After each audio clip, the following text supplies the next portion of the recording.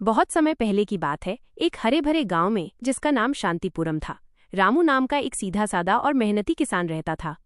रामू अपनी छोटी सी जमीन पर सब्जियां उगाता था और उन्हें पास के शहर के बाजार में बेचकर अपना गुजारा करता था। वो अपनी पत्नी और 2 बच्चों के साथ एक छोटी सी झोपड़ी में रहता था। गांव में एक और किसान था जिसका नाम कालिया था। कालिया बहुत लालची और ईर्ष्यालु व्यक्ति था। वो हमेशा रामू की सफलता से जलता था, क्योंकि रामू की सब्जियां ताज़ी और अच्छी होने के कारण ज्यादा बिकती थीं, भले ही रामू के पास कालिया से कम जमीन थी। एक रात जोरदार तूफान आया। बिजली कड़क रही थी और मूसलाधार बारिश हो रही थी।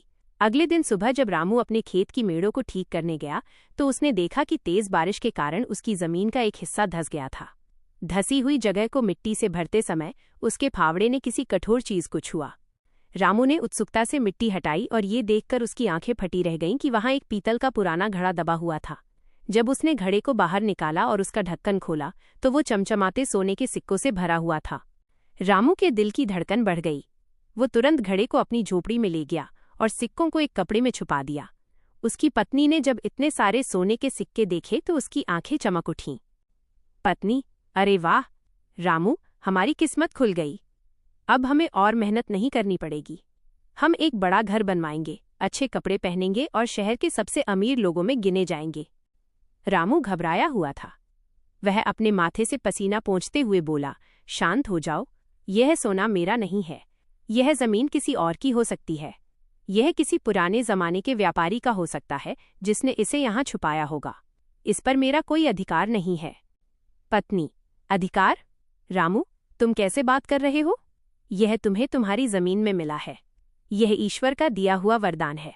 अगर तुम इसे किसी को बताओगे तो वे हमसे छीन लेंगे।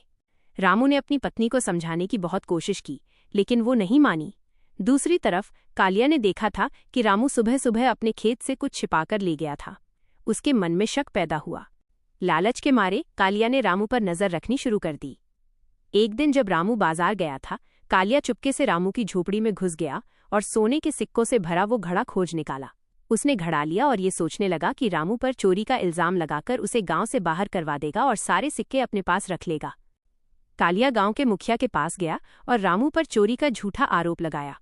कालिया, मुखिया जी, ये रामू एक चोर है। इसने मेरे खेत से सोने के सिक्कों से भरा घड़ा चुराया है। मैंने इसे अपने घर में छिपाकर रखा था। मुखिया ने दोनों को गांव के चौपाल पर बुलाया। रामू ने पूरी ईमानदारी से बताया कि घड़ा उसे अपनी जमीन पर जोरदार तूफान के बाद मिला था। मुखिया कालिया से, कालिया, अगर ये घड़ा तुम्हारा है तो बताओ इसमें क्या खास है? कालिया ने अनुमान लगाते हुए कहा, इसमें लगभग 100 सिक्के हैं और सब एक ही तरह के हैं। इसके बाद मुखिया ने रामू से पूछा। रामू ने बिना किसी झिझक के जवाब दिया, मुखिया जी, जब मैंने घड़ा खोला था तो मैं सिर्फ ये देखकर दंग रह गया कि इसमें इतने सारे सिक्के हैं।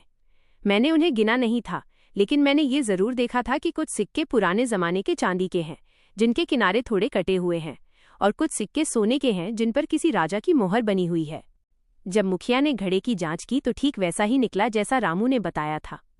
उसमें अलग अलग तरह के और अलग अलग वजन के सिक्के थे। कालिया का झूठ सबके सामने आ गया। मुखिया ने कालिया को उसके लालच और झूठे आरोप के लिए कड़ी फटकार लगाई और उसे गांव वालों से माफी मांगने को कहा। फिर मुखिया ने रामू की ओर देखा।